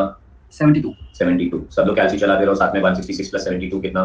238. 238. सर अप्रोप्रिएशंस की बात करते हैं, मेरे ख्याल से पहले से ट्रायल बैलेंस के अंदर एक इंटरिम डिविडेंड था. Yes, sir. Sir interim dividend कितना? 18. तो इंटरिम डिविडेंड तो ट्रायल बैलेंस की आइटम थी, और एक सर फाइनल डिविडेंड भी हम लोग ने अनाउंस किया ना. Yes, sir. Sir PNL appropriation account debit हुआ था, यहाँ पे टिक मार्क करो, ये पहला इफेक्ट दे रहे हैं 30. 30. सर 18 और 30 उड़ा दो, बोलो 18 और 30 उड़ा दिया तो कितना बचा? 190. 190. क्या हो गया सर? Retained earning. चकास बोल दो. अब बोलिए, तेरे को कोई टफ चैप्टर लगा है क्या? नहीं. खाली पोस्टिंग वाला काम करना और बस सारी कहानियां स्ट्रेट रहनी चाहिए. सर ये हो गई नोट्स टू अकाउंट्स में note number 6. Note number 7 continue करो. अब आ जाएगा शेयर कैपिटल. शेयर कैपिटल में इन्होंने ऑथराइज दिया था, तो मैं पहले ऑथराइज लिख लेता हूँ. ऑथराइज कितना दिया था? 40,000 shares at the rate 10. 40,000 shares of ₹10, 400. चलिए सर, 2 लाइन यहाँ पे आ गए. Next one sir, issued, subscribe and paid up. बोलो सर क्या आएगा सबसे पहले? Equity capital, कितना?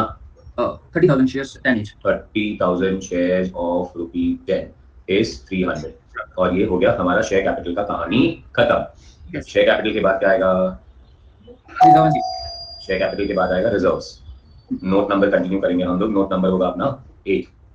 सो नोट नंबर 8 में आ जाता हमारा रिजर्व्स एंड सरप्लस. चलो सर, रिजर्व्स एंड सरप्लस में बोलिए क्या आएगा? सबसे पहले जनरल रिजर्व दिया जनरल रिजर्व, बोलो कितना? 130. 130. नेक्स्ट अब profit and loss account. Profit and loss account. जो प्रॉफिट एंड लॉस अकाउंट में रिटेन अर्निंग आया था वो उठाना है. यस. 190. चलो sir next. Security premium security premium कितना सर? 40. 40. नेक्स्ट. बस इसमें हो गया रीवैल्यूएशन रिजर्व आ गया. अभी रिवैल्यूएशन रिजर्व हमारे एडजस्टमेंट में पड़ा हुआ है, तो सर ये आ गया रिवैल्यूएशन रिजर्व 140. एकदम बढ़िया, ये सब याद रहना चाहिए बस अभी आपको. यस. तो रिवैल्यूएशन रिजर्व आ गया 140. चलिए सर, 130, 190, 40, 140 टोटल आ गया मेरा 500. बढ़िया सर. 600 हो गए. 600 हो गए. नहीं 130, 190, 40, 140, 500 बराबर है सर. Yes. शेयर कैपिटल 300 और रिजर्व्स 500. चलो सर, लॉन्ग टर्म बोरोइंग में, और नोट नंबर क्या था अपना? नोट नंबर 7 और 8. 7, 300, 8, 500. अब है ना, ये तो मैं फॉर्मेट बना दिया इसलिए यूज कर रहा हूँ, ठीक है. जो चीजें ना हो ना, वो चीजें लिखने की जरूरत नहीं है.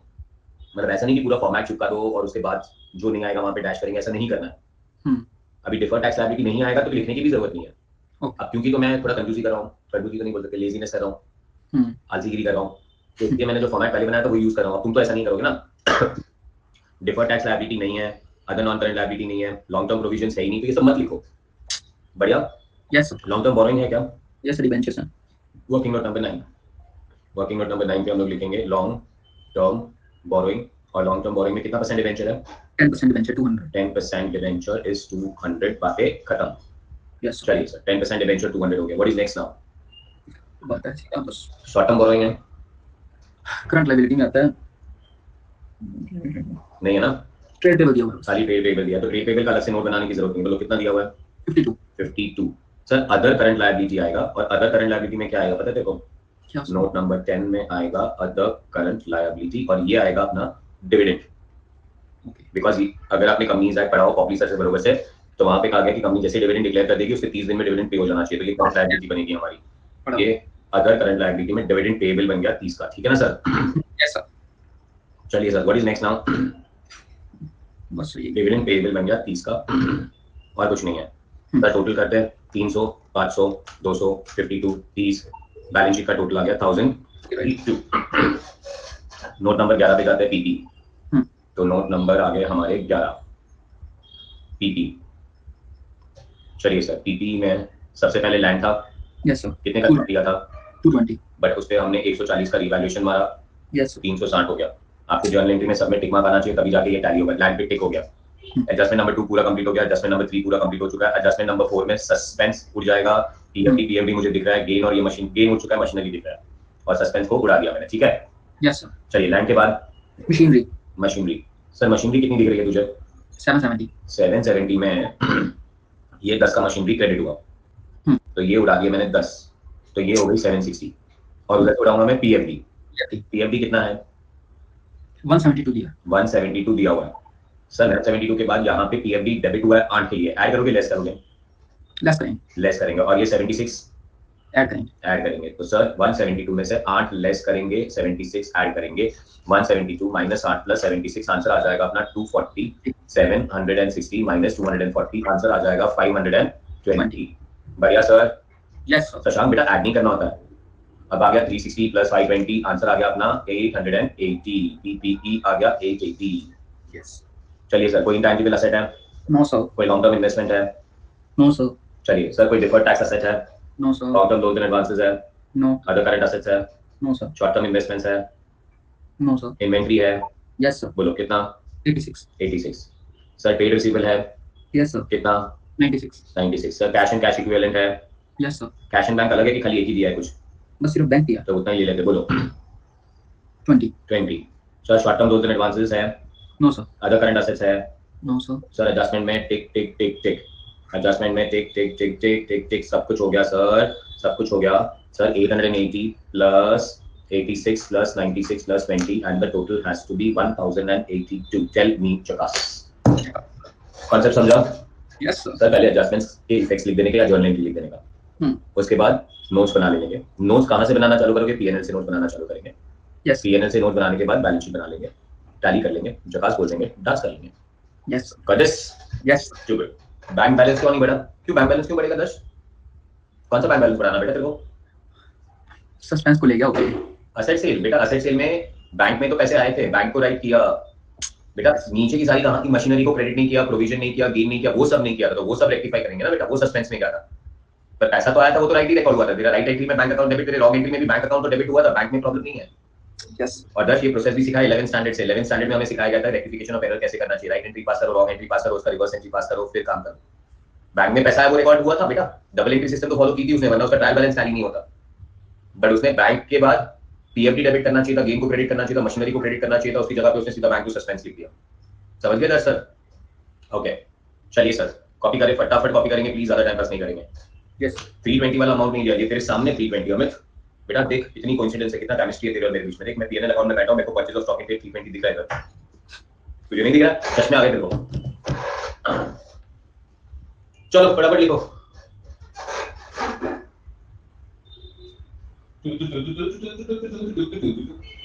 What up, Ray?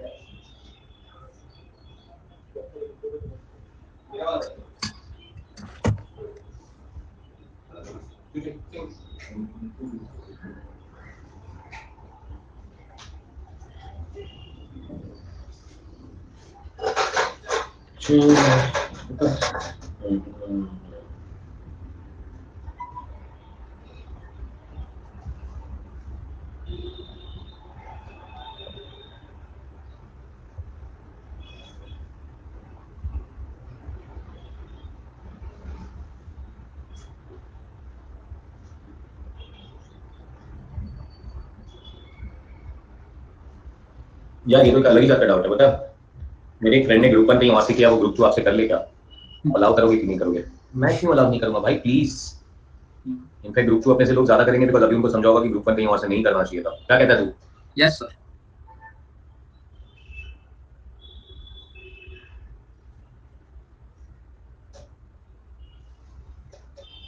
सर बस एफएम पक्का करवा देना। एफएम भी मैं कराऊं? यस एफएम मेरे को फिर यूट्यूब पे कराना पड़ेगा। अनअकैडमी वाले नहीं करने देंगे।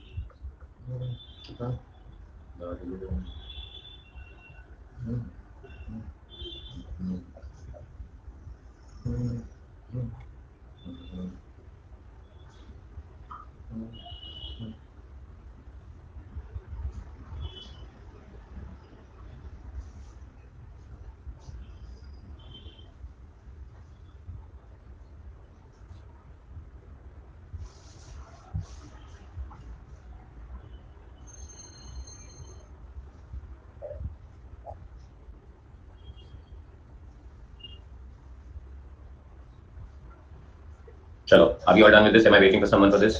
बस एक minute. Okay, sir.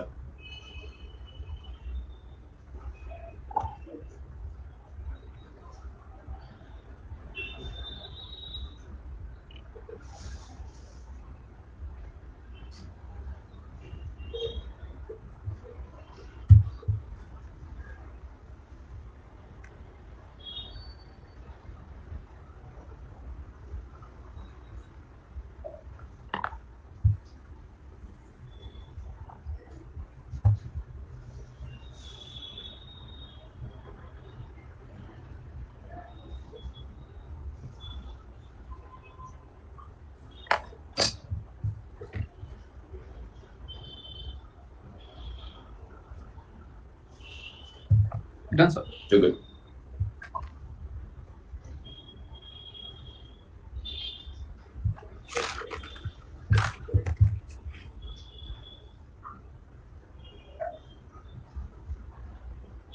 Chalo, it's done. Guys, can I go to the next page if anyone is not waiting for this now? Chalo. Nisha, Udo, come, लिखो ज़्यादा.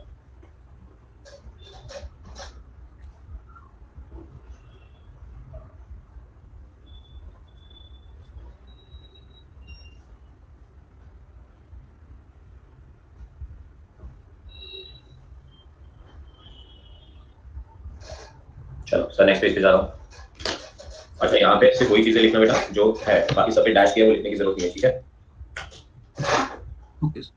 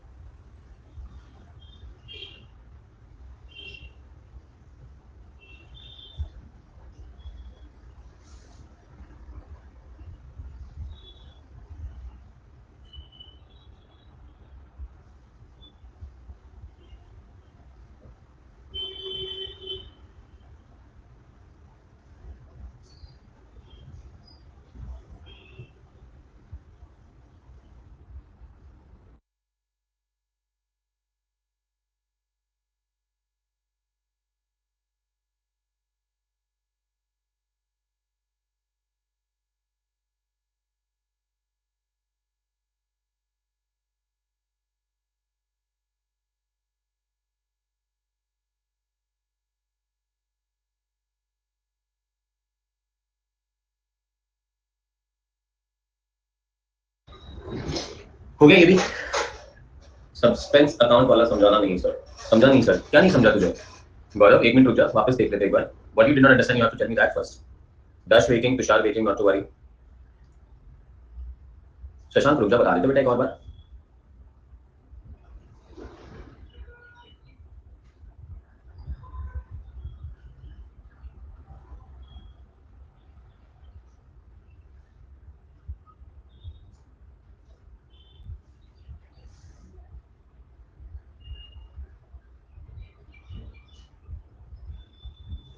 चलो everyone is saying they're done. Neeraj हो गया तेरा ये? Okay, I'm going to next page.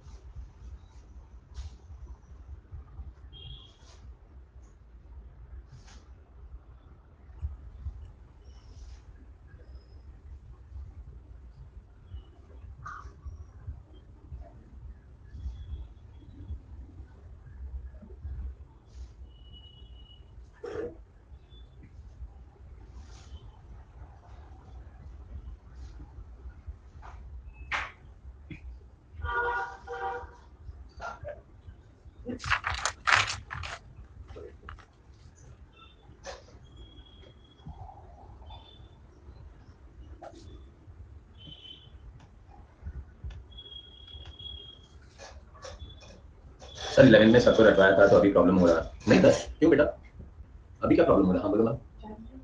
हाँ चाय चाय और फ्रूट बाद में भी खा लूंगा। 10 यहाँ पे कौन सा बेटा अपने को प्रॉब्लम आ रहा है? तुम्हें कहीं पे प्रॉब्लम आ रहा है तो बोलो। आई एम नॉट अज्यूमिंग कि तुम्हारा 11th स्टैंडर्ड में फाइनल अकाउंट श्योर था, ठीक है? Don't worry about that. तुम्हें कहीं पे भी पोस्टिंग में प्रॉब्लम आ रही है तो बताओ। अच्छा जनरली कर रहे हैं, ठीक है सर। सर मेन प्रॉब्लम तो यही है, 11th को करवाते ही नहीं ऐसे, मतलब सब रट्टे में लगे हुए हैं। बेटा दो रीजन है ना उसके नीरज। रीजन नंबर 1 की पहले तो वहाँ पे एजुकेटर की उतनी लेवल नहीं होती है, ठीक है बेटा? हाँ मेन तो ये। सेकंड रीजन तुम्हारे अंदर खुद के अंदर भी है नीरज। अगर वहाँ पे तुम्हें इतना बेसिक से फंडामेंटली सिखाया जाए ना तो तुम लोग बोलोगे क्या पका रहा है यार, ये बताना करना क्या। अब आज भी मैं तेरे को नीरज पूछूं ना कि आउटस्टैंडिंग एक्सपेंसेस का जर्नल एंट्री क्या है, तेरे को थोड़ा सोचना पड़ेगा। यस सर पक्का। पर मैं तेरे को अगर ये बोलूं ना कि आउटस्टैंडिंग एक्सपेंसेस के दो इफेक्ट क्या है, हाँ तू ऐसे बोलेगा। तो हमने क्या पढ़ा 11 में पता है? Every adjustment will have two effects. अभी आउटस्टैंडिंग एक्सपेंस बोलेंगे तो active expense, balance sheet liability. Simple अगर आउटस्टैंडिंग एक्सपेंस की एंट्री बोले तो नहीं याद, पर ये पता लायबिलिटी साइड आता है तो क्रेडिट होता होगा, बस होगी एंट्री। अब ना क्रेडिट क्या होता होगा ये बता। Outstanding expense. Outstanding expense credit होता होगा, एक्सपेंस डेबिट होगा। एंट्री होगी तेरी expense account debit to outstanding expense. Yes. कोई किसी को ना वहाँ पे 11th स्टैंडर्ड में ऐसी हिम्मत लेनी चाहिए थी। मैं कल ही है ना मेरे फ्रेंड के साथ बाहर गया था कल रात को। यहाँ पे हमारे मुंबई में कभी हमें एग्स खाने का मन करे ना तो एक एग का बहुत अच्छा स्टॉल है जहाँ पे एग्स मिलते हैं। तो कल हम लोग गए थे एग्स खाने, तो उसकी बेटी है बेटा जो 11th स्टैंडर्ड में आ रही है, तो उसकी बेटी से ऐसी बातें कर रहा था नॉर्मली। तो उनको ये कह रहा था कि मैं जब कॉलेज में पढ़ाता था ना, मतलब मैं भी एक बार 11th 12th पढ़ाता था, अपने क्लासेस ले रहा था, अभी तो बंद कर दिया मैंने। मैं पूरे साल बच्चों को सिर्फ 11th में एक ही चैप्टर पढ़ाता था, वो है जर्नल। बाकी सब चैप्टर पढ़ाने के लिए अलग अलग प्रोफेसर रखे हुए थे मैंने। उनको तभी भी फाइनल अकाउंट्स में एडजस्टमेंट का जर्नल एंट्री सिखाता था, एडजस्टमेंट के इफेक्ट्स बाद में सिखाता था। बट वो है ना, किसी को एक ताकत होनी चाहिए, हिम्मत होनी चाहिए, वो बच्चे लेवल पे उनको समझाया जाए कि भाई देखो ये ऐसे होता है, ये वैसे होता है, और उनको पढ़ाने का तरीका थोड़ा अलग होना चाहिए। उनके साथ दोस्त बन के रहना पड़ेगा, उनकी बात सुननी पड़ेगी, मशमत सुननी पड़ेगी। और अपने को ये भी अंडरस्टैंड करना है कि 11th स्टैंडर्ड के बच्चे हैं, 1 घंटे का क्लास होगा तो उनको 1 घंटे में सिर्फ मैक्सिमम 15 मिनट आप पढ़ा सकते हो, बाकी का 45 मिनट उनको टाइम पास चाहिए। मेरे को याद है मैंने एक दिन पूरा 1 घंटा कुछ पढ़ा दिया तो मेरे को आके मेरे स्टूडेंट्स पूछते सर आज आप ठीक नहीं लग रहे थे, बुखार बुखार आ रहा है क्या? मैंने क्या हो गया अचानक से? मेरा कुछ नहीं हुआ भाई, मैं एकदम ठीक ठाक हूँ। पता नहीं आज 1 घंटे में एक भी जोक नहीं मारा, आप सीरियसली बोल ही जा रहे थे, हम तो एकदम इन्वॉल्व हो गए थे उसके अंदर। मैंने हाँ सॉरी भूल गया, कल से भाई अपना नॉर्मल टाइम वापस शुरू। उनका उनका फोकस जो होता है ना वो नहीं रह सकता 15 मिनट से ज्यादा 1 घंटे में। यस। तो वो 15 मिनट के अंदर पंच सिखाना है उनको, पंच। और ये प्रॉब्लम है हमारे 11th स्टैंडर्ड। तो 11th स्टैंडर्ड की प्रॉब्लम खाली एजुकेटर की नहीं है, 11th स्टैंडर्ड की प्रॉब्लम है कि बच्चों को भी अंडरस्टैंड करेंगे, हमें नहीं पढ़ना। अब जैसे मैंने देखो कहा कि ग्रेजुएशन के बच्चों को पढ़ाते थे, बोलते थे 50 मार्क का पेपर है, सब 5 लाना है, सिर्फ ऐसे एक चैप्टर पढ़ा दो जिसमें 5 आ जाए। यही तो है। उनको ही नहीं पढ़ना।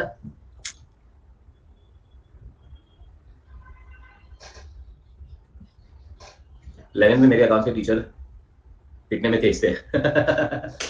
ये तो मैं कर ही ना पाऊँ यार तुषार, सीरियसली। सर हो गया, नेक्स्ट स्लाइड। चलो next slide. Okay I am going to the next slide guys. किसी को वेट करना है स्लाइड पर? यार मैं तो मान नहीं रहा, तो मेरी हाइट ही इतनी है, तुम लोगों ने देख ली है। बजाऊंगा तो कोई मेरे को 5 बजा के चला जाएगा, मेरे को तो ऐसा लगता है कभी-कभी। हमारे जेएसजे सर है, जेएसजे सर का फोटो देखा कि नहीं तुम लोगों ने? जसप्रीत सिंह जौहर सर। जसप्रीत सिंह जौहर सर अगर मेरे पे से हाथ रखे तो मेरे को लगता है कोई भाई वजन रख दिया किसी ने मेरे पे। सर ये फॉर्मेट याद करना होगा, ऑफकोर्स याद करना होगा शिवम, ये फॉर्मेट के बिना कुछ नहीं हो सकता है। नेक्स्ट पेज पे जा रहा हूँ अभी मैं। गौरव अब तू आजा बेटा, वो तेरे को क्या नहीं समझा यहाँ पे। तेरे को रॉन्ग एंट्री समझाता हूँ। गौरव पहले क्वेश्चन में लिखा हुआ है suspense account represents 4000 receive from sale of asset. मतलब इन्होंने एसेट बेचा, 4000 रुपए मिले, बैंक में डेबिट हुआ, देख तेरे ट्रायल बैलेंस में सस्पेंस क्रेडिट है।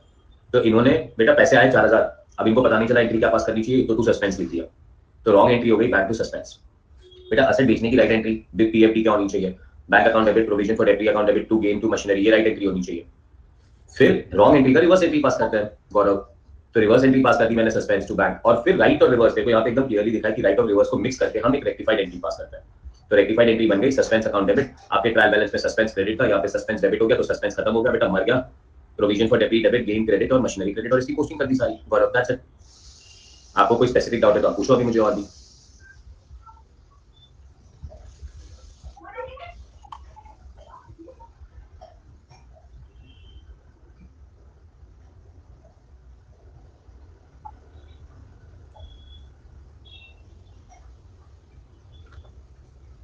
पोस्टिंग सस्पेंस का क्या होगा? सस्पेंस का पोस्टिंग कहां से होगा बेटा गौरव? आपके ट्रायल बैलेंस में सस्पेंस क्रेडिट है, रेक्टिफाइड एंट्री में सस्पेंस डेबिट है, तो सस्पेंस कट गया, डेबिट क्रेडिट कैंसिल। और सस्पेंस का पोस्टिंग करोगे बेटा तो मार्क्स कैसे मिलेंगे? फाइनल अकाउंट थोड़ी होती है सस्पेंस के साथ।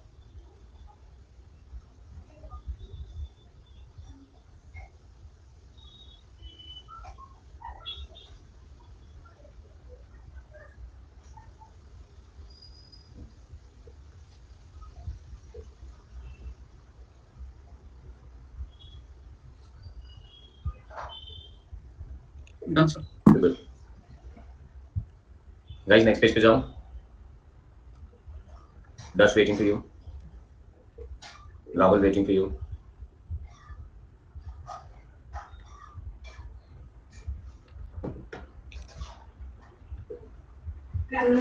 Dash के लिए वेट कर रहा हूँ मैं। Dash is done. राहुल हो गया? सर उसका हो गया था। ठीक है, चलिए sir. Notes to accounts.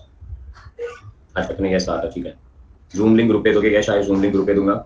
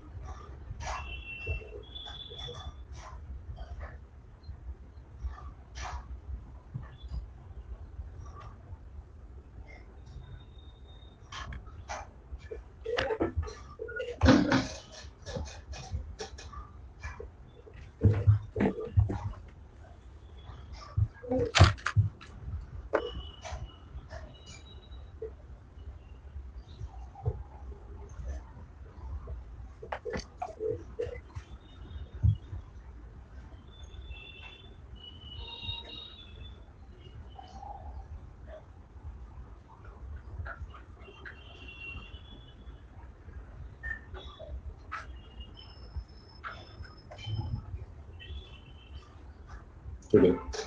Ashish, note number 5. Note number 5 other depreciation. Depre on note number 5 है ही नहीं। अच्छा, ठीक है। That's okay, Ashish. Not to worry about it.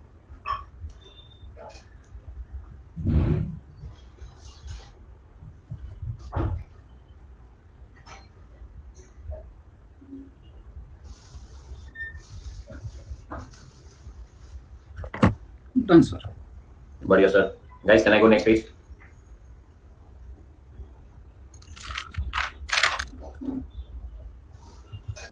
मजे की बात यह है कि मेरे 11 स्टैंडर्ड के अकाउंट टीचर का नाम भी राहुल था। हाँ, Tushar, this is known as Karma.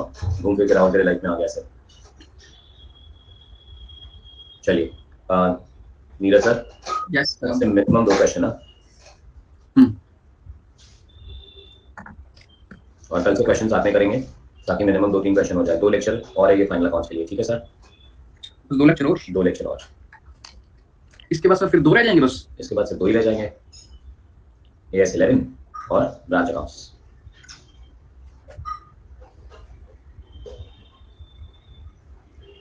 पर इस मंथ में थोड़ी छुट्टियां रखी है ना मैंने बेटा। हाँ एक तो कल होगा 18, 19, 20 को नहीं होगा। उसके बाद मम्मी डैडी आ रहे हैं मेरे कल बॉम्बे सालों बाद।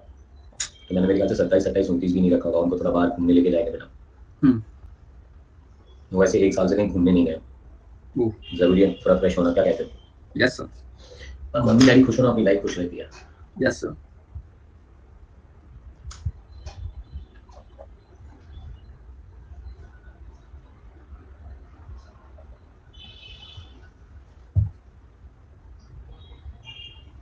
Absolutely Nisha, you have to be very careful. नहीं निशा, अपना तो घूमना होता रहता बेटा यहाँ वहाँ पे। अब फॉर एग्जाम्पल पटना गया था, ठीक है, काम किया वहाँ पे, लोगों से मिले, पर एक काइंड ऑफ थोड़ा ब्रेक ही हो गया ना। मजा आया, लोगों से मिला, स्टूडेंट से मिला। हाँ, और ग्रुप 2 चालू करने के पहले ब्रेक लेना जरूरी है, फिर group 2 again regularly. And we are right on time. कोई हाई नहीं किया, फिर भी ग्रुप 1 अपना आराम से कंप्लीट हुआ। Yes. Without taking any extra lectures, without giving you homeworks. Done है, ठीक है सर। कल मिलेंगे Neeraj sir. Yes. Thank you. Tomorrow morning will be the same time. Love you guys, take care, bye. Thank you.